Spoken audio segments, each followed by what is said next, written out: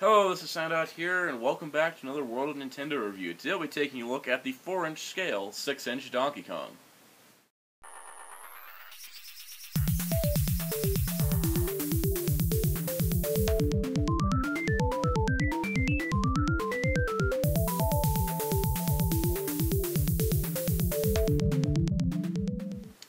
Alright, so taking a look at Donkey Kong the packaging. This is our first of the 6-inch deluxe figures from the World of Nintendo Series 1-1 line. These are meant to be in scale with the 4-inch figures that I previously reviewed, Mario and Yoshi, which I recently reviewed. In fact, I even said in those videos, hey, I'll definitely review things when I find them, and lo and behold, I found Donkey Kong and his wave mate Bowser.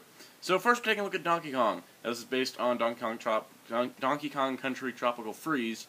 A lot of words. Really cool game. I really like Tropical Freeze quite a bit. I've been playing it recently. Anyways, World of Nintendo Series 1-1. It comes in quite a large box. I mean, there's Mario compared to this box. Quite large. Now, this retail for $14.99. I found them at Toys R Us. You can see on the site here a beautiful picture of Donkey Kong from the games with all the fur detailed in. And I say $14.99 for these guys is like almost too little. These are really nice figures. And they're huge too. So anyways, you can see the rest of the line here. Same kind of lineup we've seen on the back of the box. Still have not found Link, unfortunately. He's got 10 points of articulation. He's Donkey Kong King of the Jungle. Really cool. Now, you're probably wondering, if you're a Donkey Kong Country fan, is there a Diddy Kong that's in scale with this Donkey Kong? And, well, there isn't one in the 4-inch line, but there is the 2.5-inch line. I want to get the Diddy Kong from that, and I'll make a video about that and how well he scales and such. But for right now, let's take a look at Donkey Kong. Alright, so Donkey Kong is our first of the 6-inch figures, and when the line was announced, initially back, I think, earlier this year, it sounded like Jakks Pacific was going to go the route of, well, there's a 4-inch line and a 6-inch line, and they're the same characters, because I think there was some listing about a 6-inch Mario. That eventually developed into the 20-inch Mario, which I also saw that retails for $30. This line is very affordable. A few cost-cutting measures are used to keep them affordable. With characters like Yoshi, he's got really dense plastic, not really hollow. This guy is quite hollow. This is unfortunate, and the paint is not completely clean around the eyes.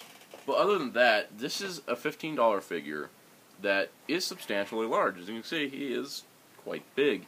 He is not a small figure. He is $5 less than a Marvel Legends figure, and here's a Marvel Legends figure. So that's all about costs and such. This guy is very affordable. So taking a look at the figure, the biggest complaint I've seen people have with this figure is his face. Mostly because it looks like his head's a little too big. After doing some scaling with some images, it is slightly too large. I will admit that, but it still looks good. Like, this is the first articulated Donkey Kong action figure we've gotten. He's based on his modern appearance, of course, with the red necktie and everything. But yeah, he has got a really big head. It's not actually that bad when you start taking a look at him this way. Now, complaints aside, I'm going to get this one right out of the way. You can't have him really pose standing straight up, like you see in some publicity shots, because his head does not have the ability to tilt in any way. It is a left and right swivel only. But other than that, his face is nicely painted. There's a little white around the eyes, same kind of issue Yoshi had. His teeth are nicely painted. Look at those teeth. Yeah, his teeth are good. He's got all his fur molded in. Really nice brown color. The tie, of course, has the Donkey Kong, the DK logo on it. He's even got a belly button molded in. Really, really nice attention to detail with these figures, which is much appreciated. As even though these are articulated Nintendo figures, they are, detailed still. So taking a look at his articulation, first of all, his head can turn side to side. It can go 360, bringing the tie with him. No, the tie's back here. It's kind of weird, the physics that are involved with the tie. You got to really hold it in place when you're moving it around.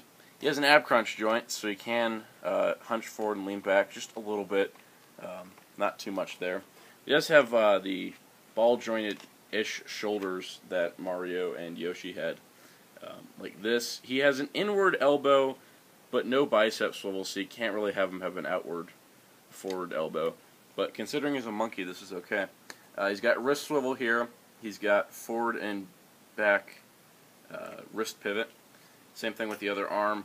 The legs are permanently bent in this pose, but it's okay because I've never seen Donkey Kong have his legs straightened out. He is a monkey. That is the thing that you should remember. He's not supposed to be a humanoid. He's still a monkey. He is Donkey Kong. Anyways, you got these ball joint hips. They work pretty well. They kind of go out at some weird angles, and his feet do pivot, so you can get him quite well posed. So he is well off articulation-wise. There's a lot of cool poses you can obtain with him. I'm sure with the help of some Tamashi stages, you can have him kind of dancing.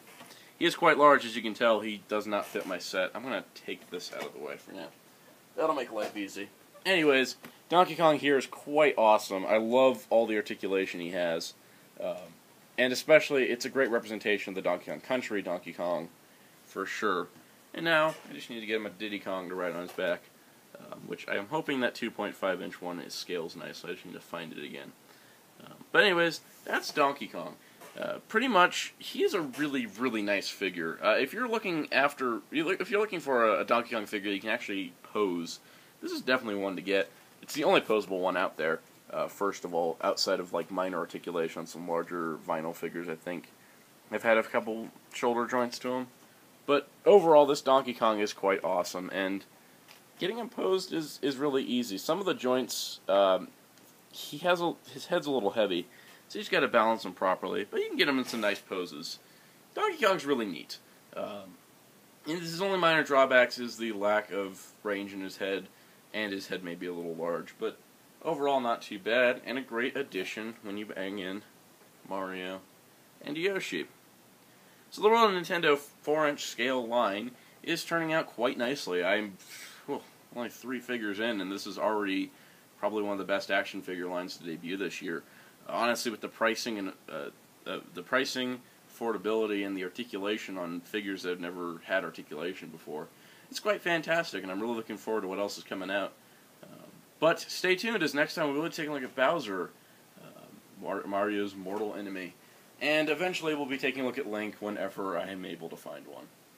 So stay tuned for more World and Nintendo reviews here on this YouTube channel, Soundout 12. And be sure to check out Hirotaku.com for Nintendo news and more, and other reviews if you want to see how Link turned out. Check out my friend Darkon633, as he did a review of the 4-inch Link recently. So without further ado, this is Soundout saying goodbye.